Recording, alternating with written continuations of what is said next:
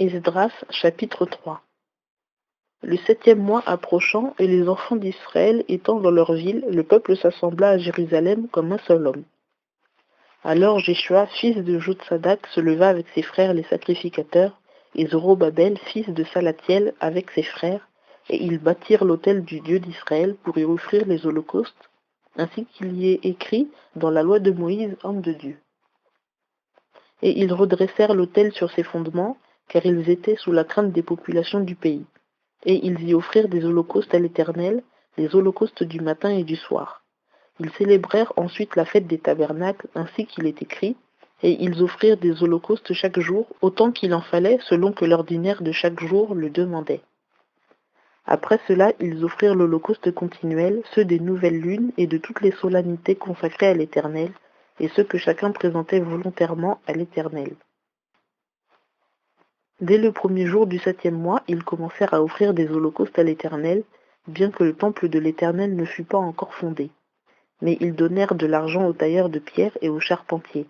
Ils donnèrent aussi à manger et à boire, ainsi que de l'huile aux Sidoniens et aux Tyriens, afin qu'ils amenassent du bois de cèdre, du Liban à la mer de Japhos, selon la permission que Cyrus, roi de Perse, leur en avait donnée. Et la seconde année depuis leur arrivée à la maison de Dieu, à Jérusalem, au second mois, Zorobabel, fils de Salatiel, Jéshua, fils de Jotsadak, et le reste de leurs frères, les sacrificateurs, et les Lévites, et tous ceux qui étaient venus de la captivité à Jérusalem commencèrent.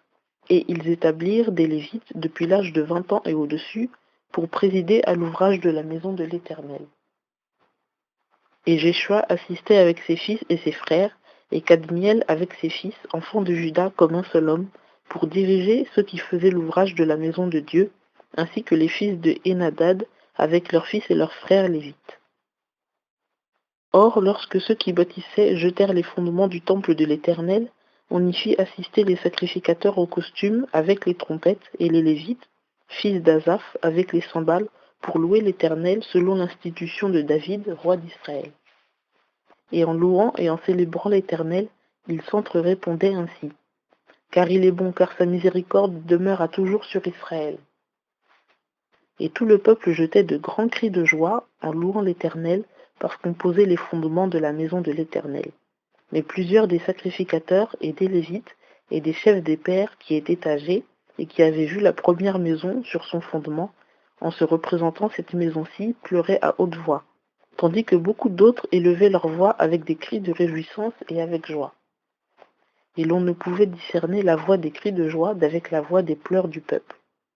Car le peuple jetait de grands cris, de sorte que leur voix fut entendue bien loin.